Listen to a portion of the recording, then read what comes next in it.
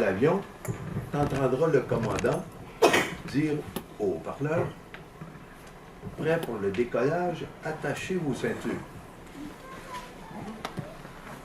Il ne dit pas, si ça vous tente, attachez votre ceinture, et si ça ne vous plaît pas, attachez-la pas. Il ne dit pas ça.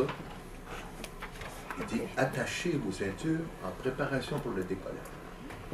Et c'est tellement important qu'il y a un employé dans l'avion,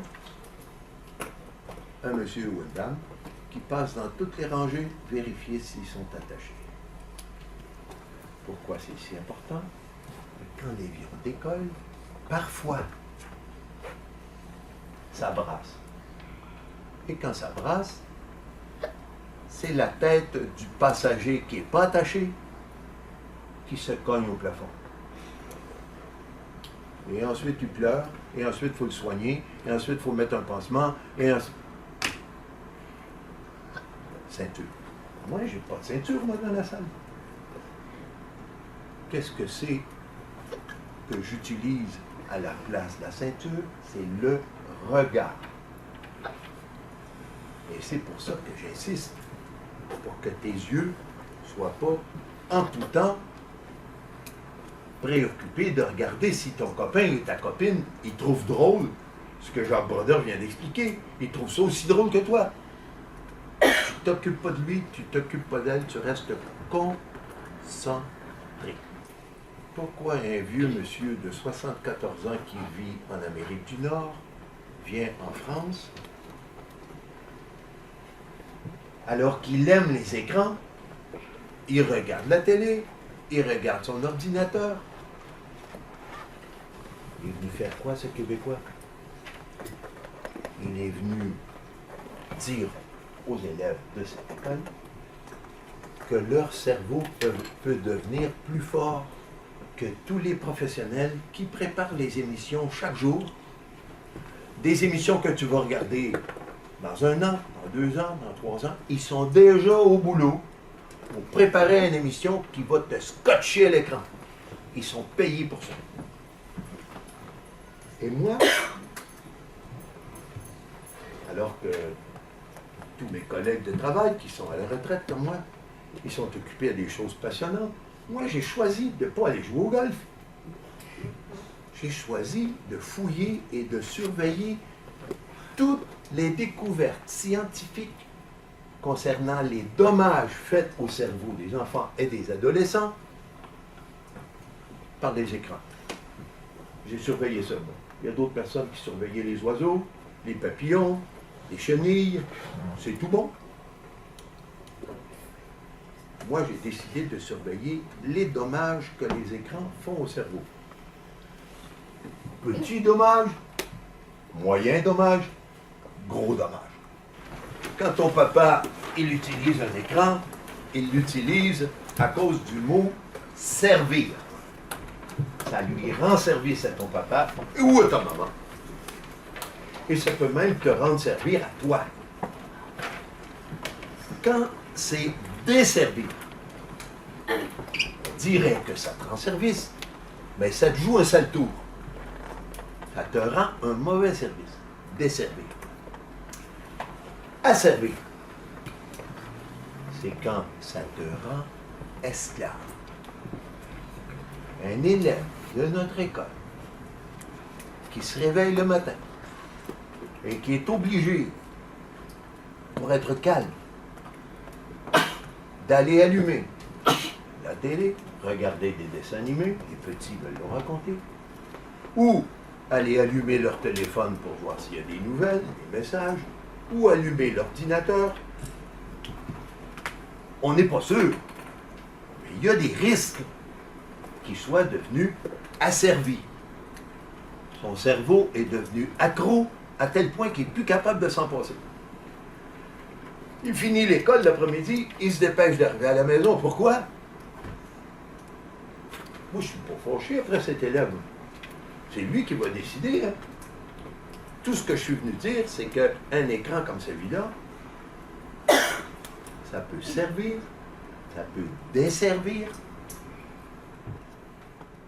et ça peut asservir. Quand tu quittes le territoire écran qui s'appelle servir. Tu t'en sers.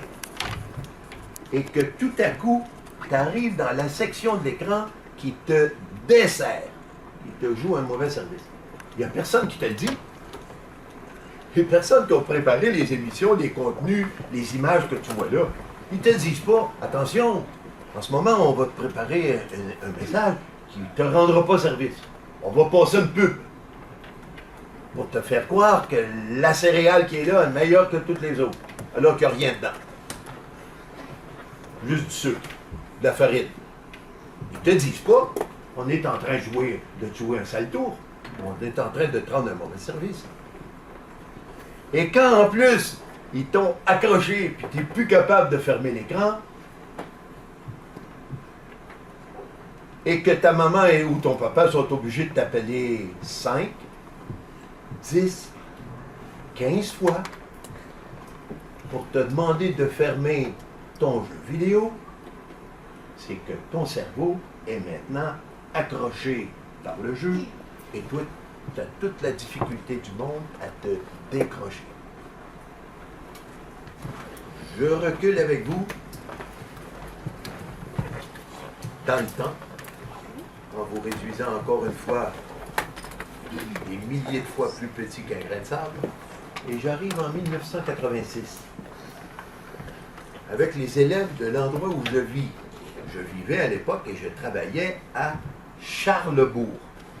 Dans les écoles, on décide en 1986, au mois d'août, qu'on va demander aux enfants d'apporter à l'école des jouets de guerre. C'était l'année de la paix,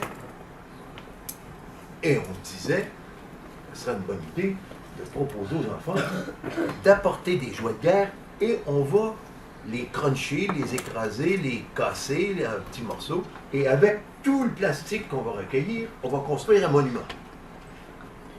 On propose le projet aux élèves dans toutes les écoles et toutes les classes. On envoie une lettre aux parents pour dire on offre aux enfants de contribuer à fabriquer un monument pour la paix. On va engager des artistes. Et pour fabriquer le monument, au lieu d'utiliser un matériau neuf, on va prendre des vieux jouets plastiques brisés ou métalliques et on va confier ça aux artistes. On va leur dire fabriquez-nous un monument pour la paix, un monument pour les enfants. On reçoit, mesdames, messieurs, 1986. On a recueilli les jouets, dernière semaine du mois d'octobre. On reçoit les jouets et on s'aperçoit que les jouets que les enfants apportent en plus grande quantité s'appellent G.I. Joe et Transformers.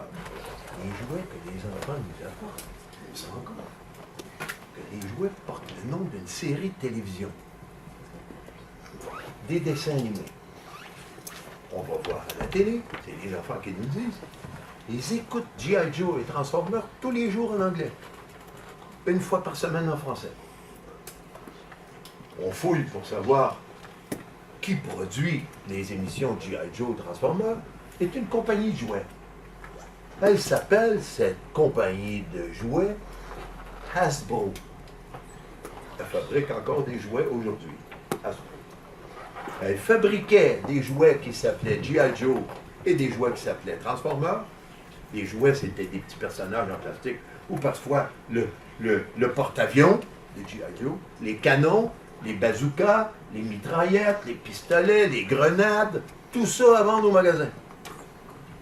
Hasbro passait son programme une fois par jour. Le programme arrivait à la maison. Il y a un parent ou un enfant qui était assez grand qui ouvrait la télé. Il regardait la série. Il regardait G.I. Joe et Transformers tous les jours, ou plus rarement, tout le mois de septembre, tout le mois d'octobre, tout le mois de novembre. Et quand il arrivait en décembre, c'était Noël. Tous les adultes qui aiment les enfants s'informent. Qu'est-ce qui lui ferait plaisir? Et les enfants répondent les Transformers. La compagnie avait utilisé une série de télé dessins animés pour faire désirer des personnages qui n'existent pas. Ils n'existent pas. Les faire désirer aux enfants.